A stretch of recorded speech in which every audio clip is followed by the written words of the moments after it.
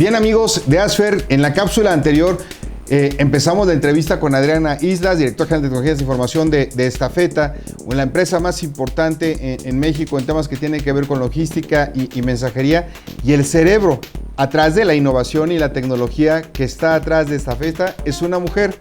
Tú lo viste en la primera parte de esta cápsula y ahora continuamos con la segunda. Adriana, bienvenida a esta segunda cápsula. Muchas gracias, Fer. Ahora, Adri, ¿por qué hay tan pocas mujeres? O sea, ¿cuál es tu teoría de lo que ocurre y cómo pudiéramos revertir este proceso para que fuera 50-50, Adri? Fíjate que yo al principio tenía una teoría de que la carrera de las mujeres o se truncaba o bajaba el ritmo cuando nos convertimos en mamás. Que además fue mi caso.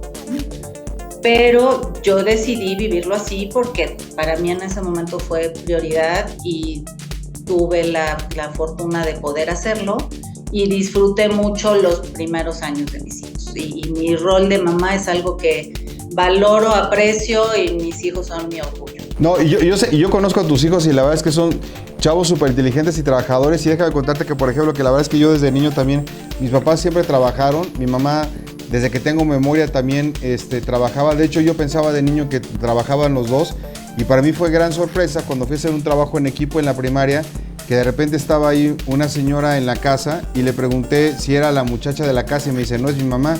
Yo le pregunto, pues, ¿qué hace aquí? Y me dice mi amigo, pues aquí vive. Le digo, pues sí, ya sé que vive, pero pues ¿por qué no trabaja? Pues porque mi mamá no trabaja, nada más trabaja en papá. Entonces, para mí, fíjate que era normal, pero si yo tengo 51 años, o sea, yo nací en 1968, estoy hablando de los 70s, en aquel entonces la verdad es que no era común que las mujeres trabajaran, Adri. Bueno, en mi caso, lo que hice fue bajarle al ritmo, entonces trabajaba, yo era mamá trabajaba mientras mis hijos estaban en la escuela y en la tarde me dedicaba a ellos. Y lo disfruté enormemente esos 10 años que me di el lujo de bajarle el ritmo de trabajo. Nunca dejé de trabajar y tuve una prioridad mayor que eran mis hijos, ¿no? Yo disfruté los partidos, los cumpleaños, las hechuras de disfraces de la escuela, etcétera. Y lo combinaba con el desarrollo profesional. Y a mí me ayudó mucho el seguir la docencia y estar en universidades porque más o menos me mantenía actualizada. ¿Cuánto tiempo te llevó llegar a ser ejecutiva, Adri? Me tomó, fue del 20, al llegar a la dirección me tomó 11 años. 11 años.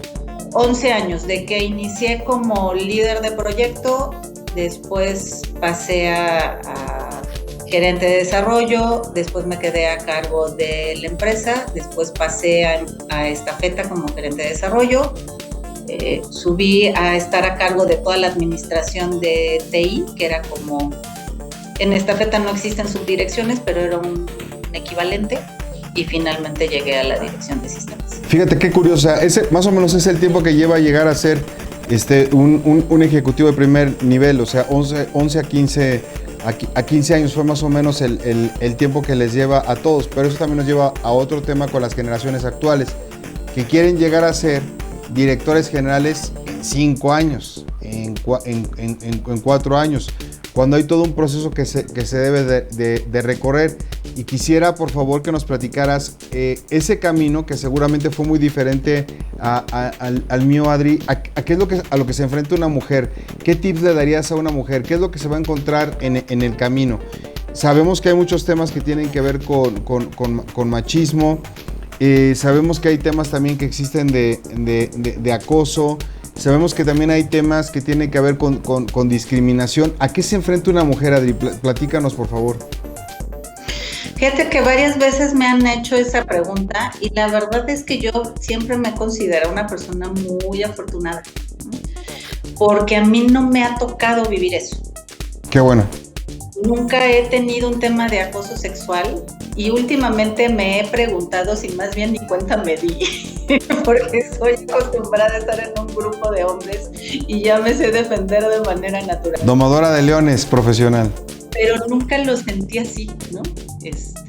O nunca he estado en un momento de discriminación fuerte. De hecho, Estafeta promueve mucho la equidad de género, aunque yo fui la primera mujer que llegó a una dirección en 30 y tantos años de Estafeta. El día de hoy somos 50% mujeres y 50% hombres. Entonces siempre ha existido esa apertura, no ha habido un tema de discriminación, ni mucho menos. Aquí en la universidad es al revés, aquí es el 60-70% son mujeres y el 30-40% somos hombres, o sea, tenemos que ser más hábiles los hombres acá en la universidad. Pero, regresando un poquito a esa historia de ya cómo han ido cambiando mis creencias, te comentaba hace rato que yo pensaba, y lo veía en mi equipo, y había sido mi caso, que cuando te conviertes en mamá muchas veces frenas tu carrera profesional, ¿no? O ya no tienes la misma energía o el mismo tiempo, o depende cuáles sean tus circunstancias.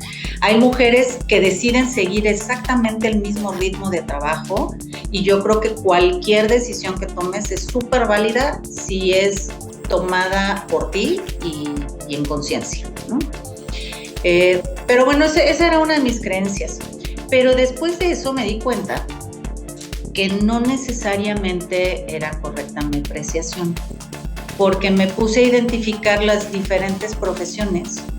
Yo decía, bueno, si eres mamá, el ser ingeniera es muy demandante, puede ser que tengas horarios complicados, tú sabes lo que es una liberación de una nueva plataforma y a lo mejor tienes que estar muchas horas ahí. Pero después me di cuenta que no era exactamente lo correcto, porque si hay una profesión exigente que requiere muchas horas e inclusive dobles turnos y demás, son por ejemplo las enfermeras, y hay muchas mujeres enfermeras. Entonces yo decía, ¿cómo por qué con una carrera tan demandante sí hay muchas enfermeras y hay muy pocas ingenieras? Y entonces empecé a estudiar un poquito el tema de los estereotipos. Y me empecé a dar cuenta que no era suficiente estar trabajando con el exterior y estar viendo cómo ir en contra del machismo, o cómo crear más oportunidades en las empresas, o cómo crear condiciones para que siendo mamá pueda seguir trabajando. Lo que me di cuenta es que hay muchos estereotipos y nosotras mismas traemos muchas creencias y nosotras mismas nos limitamos. Entonces, no solo hay que trabajar con el exterior, hay que trabajar muchísimo con el interior. Cuando dices nosotras mismas, Adri, ¿estás hablando de nosotras mismas las mexicanas, nosotras mismas las latinas o nosotras mismas las mujeres a nivel mundial, Adri? Nosotras mismas las mujeres a nivel mundial. He tenido la suerte de participar en grupos de mujeres en Estados Unidos, en donde yo soy la única latina, y yo pensaba que nosotras teníamos mayores limitaciones, y me he sorprendido de ver que no, que en Estados Unidos, por ejemplo, están peor, porque no solo es un tema de género, sino también es un tema racial. Tienen una presión bárbara en cuanto a sociedad. Y además, mi sorpresa ha sido que las limitaciones son las mismas. Y cuando mujeres CIO compartimos cuál es esa introspección que hemos hecho para decir qué es lo que me ha costado como persona, como mujer, y cómo me he limitado yo, hemos coincidido. Entonces tiene mucho que ver, y en las latinas está mucho más enfocado el tema de estereotipos a que somos las cuidadoras, a que somos las protectoras. Entonces, como enfermera, pues eres cuidadora y eres protectora, entonces está muy bien visto. Y puedes tener doble turno y no pasa nada porque estás cuidando y protegiendo, estás cumpliendo ese estereotipo. Y hablando de limitaciones, una cifra que me sorprendió mucho fue que un hombre, cuando cree que cumple el 60% de los requisitos para aplicar a una posición nueva, levanta la mano. Una mujer, si no está segura de que cumple el 100%, no se postula para la misma posición. ¡Wow!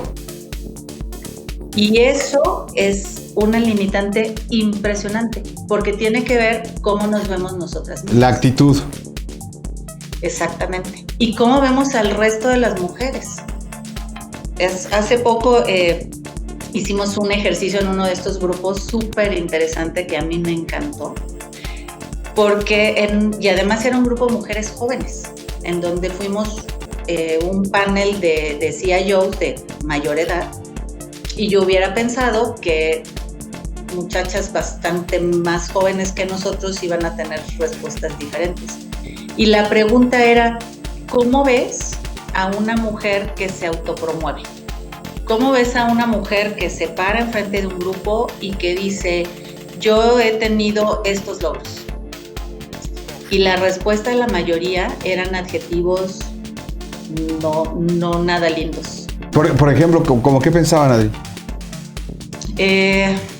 Pues mira, adjetivos desde es una come hombres, adjetivos nada agradables que además no me gustaría repetir porque no eran nada buenos. O sea, peyorativos. Sí, o es una sangrona, pero en otras palabras. Entiendo. Y cuando ves a un hombre que se autopromueve y que dice, estos son mis logros, la reacción es de admiración y de decir, ¿cómo hago yo para hacer lo mismo que él? Me parece a mí increíble, ¿no? La verdad es que bien, por ejemplo, pensando en ti, en Adriana Islas, veo a Flor Argumedo, a Blanca Treviño, te acordarás de Bárbara Meyer también en Compact, Historias Fabulosas, donde ella tenía puros directores hombres y había un biombo donde amamantaba a sus hijos en las juntas, o sea, te iba atrás del biombo y luego regresaba a trabajar y demás, etcétera. Y la verdad es que llevó a la compañía a niveles increíbles. Yo me acuerdo perfectamente de ella. Yo en lo general, cuando veo a una mujer como tú, Adri, lo que pienso es que por lo menos es 3 o 4 veces más inteligente que la gran mayoría de nosotros, porque es mujer, es esposa, es mamá y está exactamente pasando por todo lo que pasa cualquier CIO. Entonces, en automático como que ustedes están en otra clasificación. Si yo te preguntara, haz de cuenta que nos están escuchando ahorita jovencitas de secundaria, preparatoria, universidad, ¿cuál es la ruta que debe seguir una mujer desde el punto de vista mental y profesional para alcanzar una posición de CIO, CTO, CFO, CEO? O sea, ¿cuál es esa ruta que tú le recomendarías, Adri? Mira, antes que nada, yo creo que es fundamental que hagas lo que te gusta. Y eso es para cualquier carrera. Número 1, a mí me apasiona mi trabajo, me divierte enormemente. Entonces, número 1, tienes que hacer lo que te gusta en la vida. Número 2, tienes que estar muy atenta a cuáles son tus limitaciones internas y cuáles son las limitaciones externas, porque ambas las vas a tener que atacar y sobrepasar. Entonces, una limitación externa tienes que identificarla para ver cuál es tu ruta para sortearla. Pero lo mismo la interna, tienes que estarte cachando a ti mismo para ver si no avanzas por un miedo o si no te postulas para una posición nueva porque tú crees que no puedes y ni siquiera lo intentas. Entonces tienes que estar como muy pendiente de las limitaciones, tanto internas como externas, para poder sortearlas. El otro es arriésgate. Nunca vas a estar perfectamente preparada y lista para dar el siguiente paso. Tienes que aventarte y darlo. Y sobre la marcha ir aprendiendo. Y no siempre va a ser un camino en línea recta, no siempre te va a salir todo perfecto. Y sobre todo aprender de los tropiezos, de lo que no salió bien, corregir rumbo y seguirle. Y sobre todo, pues valorarte, ¿no? y saber que puedes y que no hay un tema de limitación por ser mujer. Es más, yo siempre he dicho que mis mayores coaches han sido mis hijos. Entonces, mi experiencia de mamá me dio unas armas bárbaras para poder llegar a liderar a un equipo. Bien, amigas, hasta aquí la segunda parte de la cápsula con la entrevista de una de las principales CIOs de América Latina. Adriana Islas, y les prometo que en la tercera cápsula pues viene la parte donde vamos a concluir qué cosas son las que te van a servir a ti. Adri, mil gracias y te esperamos para la tercera parte. Muy bien, Fer, listísima. Gracias.